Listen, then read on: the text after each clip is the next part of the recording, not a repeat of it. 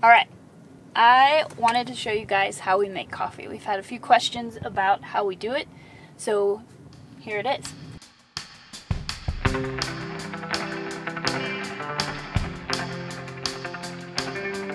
This is what you need, or what we have to make coffee. Our special dirt sunrise lighter, which we use every morning. Next up is the Msr Reactor. And this little guy we've had for probably 5 years now, and for the last 3 years it's been used every single day to heat up our water for coffee. So I really like that everything is compact and inside this, because it saves a lot of space when we don't have a lot of space. And inside lives the little fuel canister. And this is what I was worried about, being able to find these. And we had no problems anywhere we were finding these. Pretty much every big city that had like a hiking store, an outdoor type store, like an REI, carried these, and we were able to stock up on enough of them to get us to the next big city. One of these probably lasts us making coffee every single morning about 2 months, so it lasts a considerable amount of time. And sometimes I use it to heat up water to put in a water bottle, like if we're in a really cold area, so that I can keep my feet warm at night. This has had an unexpected bonus for us of saving us a ton of propane on our main propane tank.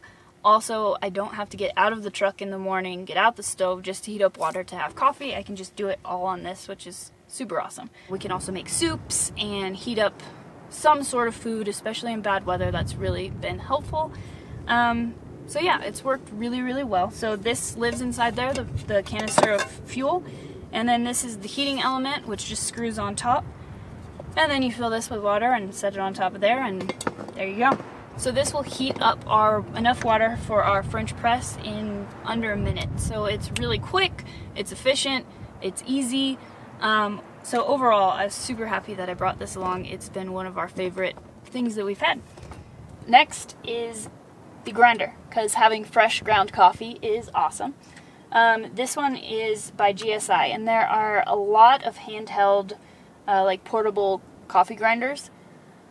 This one has lasted us probably 3 or 4 years. It has some cracking going on, and when I reached out to GSI because we were leaving on this big trip and I knew we wouldn't be able to get another one easily, they sent me a whole bunch of replacement parts. So I've never actually needed them, but I have basically enough parts to rebuild this thing if I need to. So maybe not the highest quality, but the customer service definitely made up for that.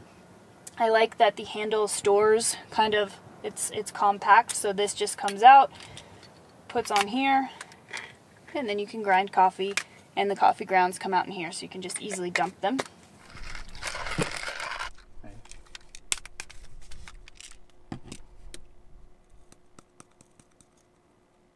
The other nice thing about this grinder is that it does have an adjustable grind. So if you're not doing French press, you need it to be finer or coarser, you can adjust that within this grinder. So alright, and one of the most important items, our French press. And this is not fancy, it's just one we randomly picked off of Amazon. I'll put a link to it below if it still exists, I don't know. None of this is sponsored. It is Sakura brand. It was honestly just cheap. It's been really, really sturdy. It just lives in our drawer bouncing around. It hasn't been dinged or dented. It does have some JB Weld on it for some reason that I cannot get off. But it is insulated, so it's really great when I wake up earlier and make coffee, that it can sit and it keeps the coffee nice and hot for whenever Tim is ready for coffee. It's double walled, so if it were to get dented on the outside, the plunger would still work because the inside would still be round. It came with some extra screens, so it had some additional parts that we've never really used because they've all worked really well, but if you happen to lose one or it got too dirty, you would have a replacement part. But it's just been kind of bomb-proof little French press. The reason we picked a French press is because it's just easier to make one pot of coffee, we're done, and it's enough for both of us, plus a little bit more, so we get a little extra coffee in the morning. Cups. These are the cups that we use. These are everything cups pretty much. We have them for wine, we have them for coffee. They have been awesome cups. They're in very good condition except for the paint because they live in our drawer and bounce around. But we love these things. They're insulated, so they keep the coffee nice and hot. They do have lids that go on there, which we don't use very often. And we drink our coffee pretty fast, so we don't really need them. But yeah, these have just been a great overall cup and turned into our favorite and the only ones that we carry with us now. So thanks to Matt from Australia for these. They work really, really well. Okay, and last but certainly not least, because it's a very key thing to making coffee, is the actual coffee beans. And I keep them in this cool little silicone like Tupperware container or bag. I'm not sure what you call them. Again, just off of Amazon. I'll put the link below. But it works really well. It saves space and it also keeps the beans fresh. One thing when we are traveling is finding good coffee in all of these countries, like Latin America countries, where all the good coffee comes from, was really, really hard because all the good coffee is sent elsewhere. And most people there, either they don't drink coffee or they're drinking instant coffee, which is not the best. Honestly, a lot of times it was so bad that going to a Starbucks and buying Starbucks beans was the best option, which is pretty sad in all of these countries with such amazing coffee that Starbucks was sometimes the best coffee beans that we could find. So having some way to keep these precious beans fresh was important, and another reason why having a grinder so that when you did find beans you could grind them and it just keeps them fresher longer, and giving you the freshest taste when you're making coffee. So a little more on the silicone bag that I have here. You can heat it up in the microwave. We don't have a microwave, but it's microwavable. You can put it in the oven, you can put it in the fridge, you can put it in the dishwasher, so it's really, really functional and reusable. And so I use this one to keep coffee in. I have another one that if we have leftovers or anything, I can just throw that in the fridge.